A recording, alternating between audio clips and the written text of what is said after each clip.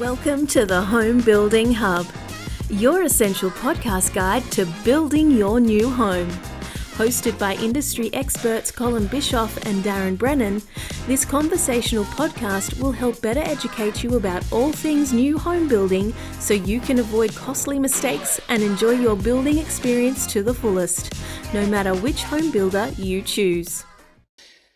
Hey there, folks. Welcome to the Home Building Hub. You're with Colin and co-host Darren Brennan. As always, today, Daz, we're going to talk a little bit about soil testing. What do I need to know about my soil test is the headline of what we're going to cover. We sort of struggled to get this episode started, didn't we? As I did the intro, you just started a big cough, didn't you? So I was just trying to put you off, mate, and it worked. Yeah, it did work. We had to have another crack. We've got audio issues. We've got syncing issues with video. We're going very well this morning, but let's see if we can charge through it. Mate, absolutely. I might kick off with what's your soil test, mate. Let's rip straight in. So, I guess before the builder lays the slab in their foundation of the home, a soil test is the first, I guess, and most critical test.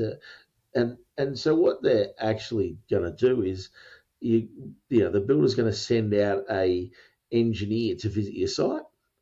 They're going to bring out their specialised equipment. So they've got a big drill on the back of their usually, but they also sometimes hand drill even, depending on the site. They'll drill 3 to 5 boreholes, and often the number of boreholes is set by your builder. So it doesn't minimum of 3, usually maximum of 5, and they'll typically dig or drill those holes down into the ground up to about 1.8 meters and further if necessary. And they'll extract out of there some samples of that soil. So they'll pull out a big lineup of soil, that 1.8 meter, I guess what they would call a core of soil. And these are known as borehole samples, and they're taken from various parts of your land where the house is going to be built, right? So they want to establish under that area what's going on beneath the soil. And the reason they're trying to establish that is they're trying to work out what type of foundation, right? So what sort of slab type, in our case, because we're generally building on slabs, is required. And the strength and stability of home depends on exactly that. So they're working out exactly what sort of slab is going to ensure that your home is going to be safe on that block for a very, very long time, is essentially it. So, yeah, it's a pretty critical part of the process, Cole. And from there, they'll go off and classify the soil. What do they do there? What happens with the classification, mate? Yes, so they literally take the samples and they analyse those for things like moisture, reactivity, strength, consistency, etc., like you said. And as they go deeper, they sort of take notes on how the soil changes. And then in the report we get given, it sort of has like, if you picture like a line that goes down and it shows the different types of soils or things that they've come across. It might be that one of the boreholes, they actually hit rock. And they hit it at 800 mil deep and they couldn't dig any deeper. So then that tells the builder, hey, there's rock on this site. Now, that can't happen up front unless you pay for a soil test and survey up front. So depending on your builder and their rock situation, I guess you need to understand, hey, we've got one borehole out of 5, 3, however many, that's hit rock. So, and then in other cases, it can highlight loose soil. So the first 400 mil was really, really loose soil. Then I hit, some more stiff soil and natural ground, because sometimes there's fill put on top of blocks, etc. So that's what the soil test does. Does it get wetter? Does it get sandier? Does it get more reactive, etc.? That's what it highlights, as Darren said, to then ultimately enable the engineer to come up with a slab that is going to work for that block of land. And that's why they're different, every single one of them, different slab types, whether you need piers or not, et cetera, the list goes on. So based on the results and analysing that sort of stuff, they give you a soil classification. So they're based on letters. So there's A, S, M, H, E, and P. So A is like sandy, like mostly sandy or rock. S is slightly reactive clay, relatively stable still. M is moderately reactive, requires stronger slab design. M is what most builders include as standard in their standard inclusions, and then the site costs are on top of that to upgrade that. H is highly reactive clay, and I would say a lot more builders these days, Darren, an increased number of builders include H class slab as standard. And in our site cost episode we've done before, this is why site costs can be different, because if a builder includes an M class, but you need a whatever higher upgraded slab, then the cost from an M to that higher slab will be more than a builder who already included a H class in their base price. So the last one there, I guess E is extremely reactive, problematic, might need significant engineering. And the one I think we find most commonly these days, Darren, because I think people are really just trying to make sure that they're covering themselves and make sure the right engineering is done,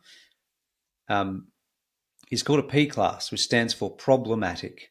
So if there's any uncontrolled fill, old tree roots, or just unusual moisture conditions, then they will define or classify your site as a P class site, and that will mean the site costs are a little bit higher.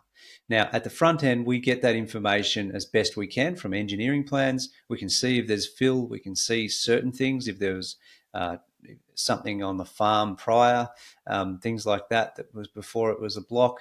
And we, the builders, do our best to give you fixed site costs based on that information. And most of the time, it'll probably get you up to a P class. I would say, Daz, most of our site costs these days are based on that, just to be honest, which is the best outcome for you, the purchaser, and your slab and your foundations. Yeah, for sure. I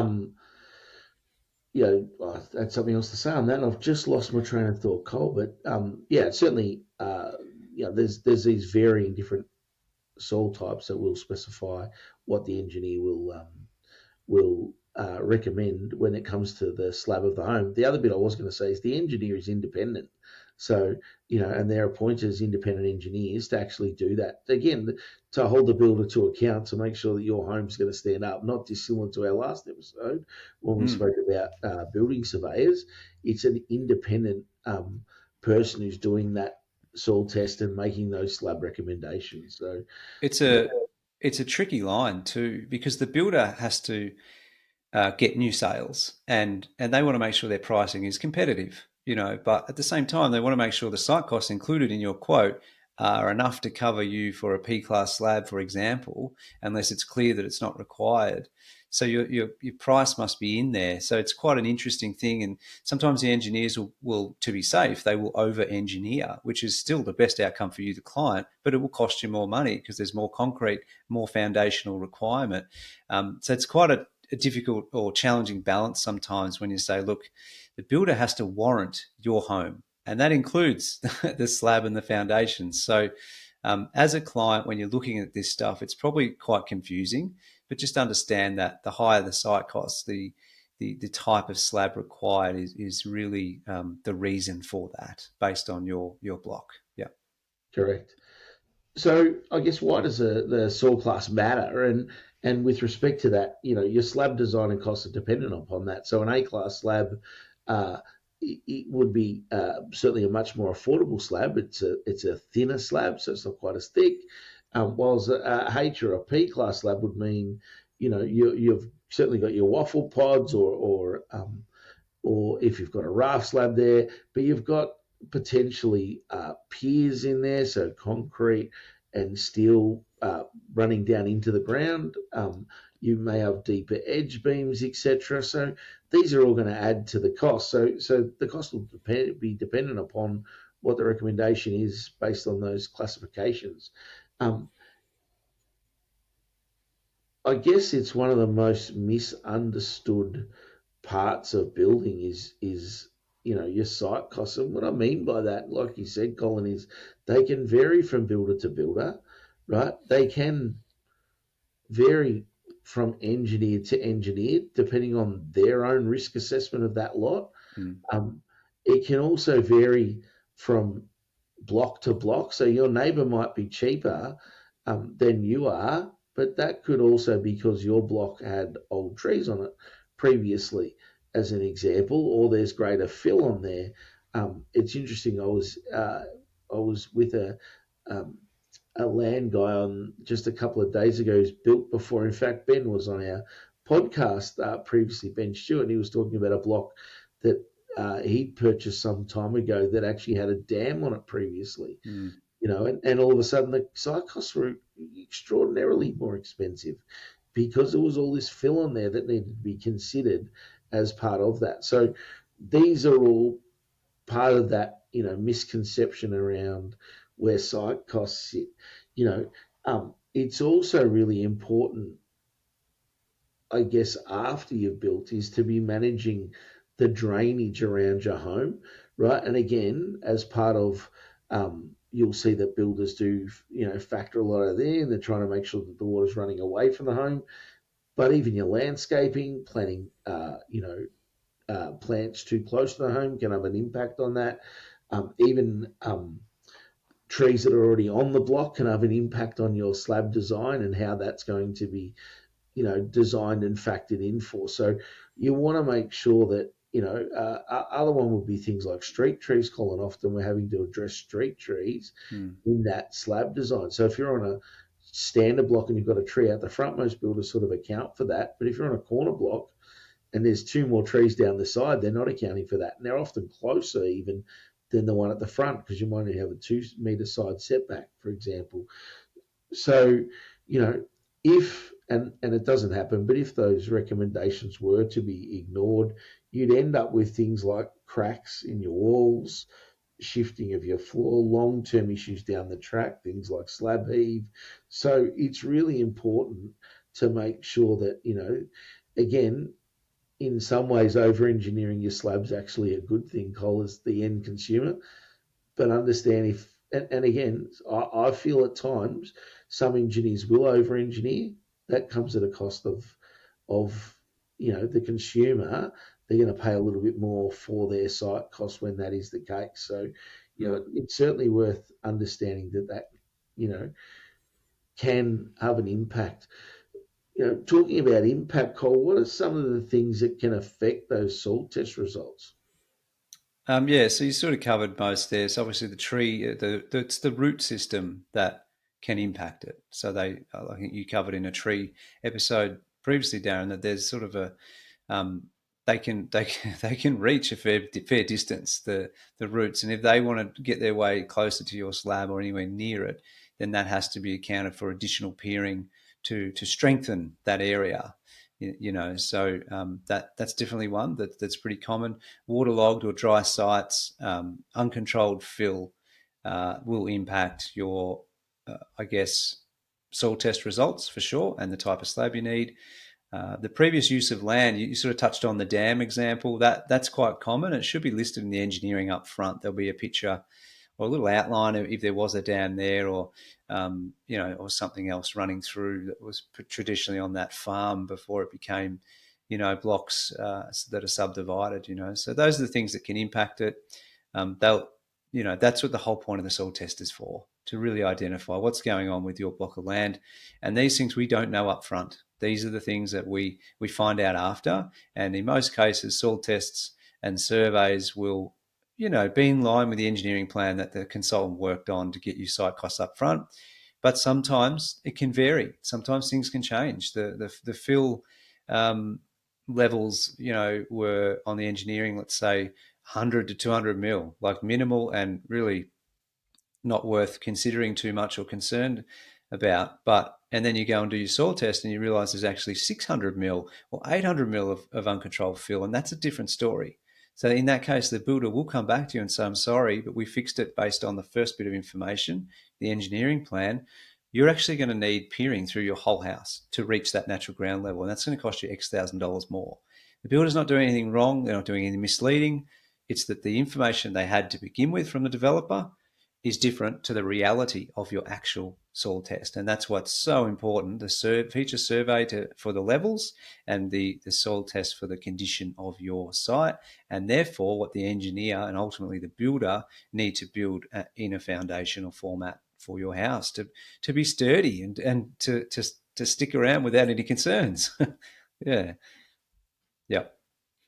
Well, I guess to wrap it up, Cole, you know, the soil test is the first step in building a home, really. You've paid the builder a deposit. Assuming the land's titled, we want to get a soil test. It's really important to ensure we have as much information as possible. At some point, we're definitely getting a soil test. We can't build a house without one. So it will happen. It just depends whether your land's titled or not, whether they've fixed the site costs, I guess, up front and taken that risk. But it will certainly be required at some point. It determines the soil classification, which determines the slab type that's recommended by the engineer. And then obviously that determines the cost of what that is. I guess don't underestimate trees on site, trees nearby on neighbouring blocks, trees that were on the site previously.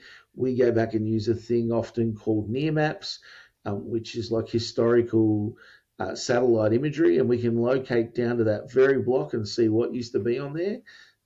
So, it's a really good tool for us. If that tree's been on there within the last 2 years, the engineers will generally take it into consideration.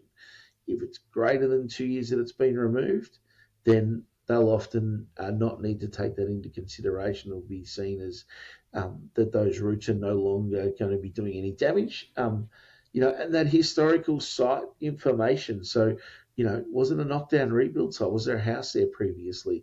Was there a dam there previously? Have they had to fill that site, etc.? So we're looking at all that information. One great thing you can do is once that soil test is completed, your builder's going to provide you a copy anyway, but ask them to run you through that soil test so you understand what they're looking at.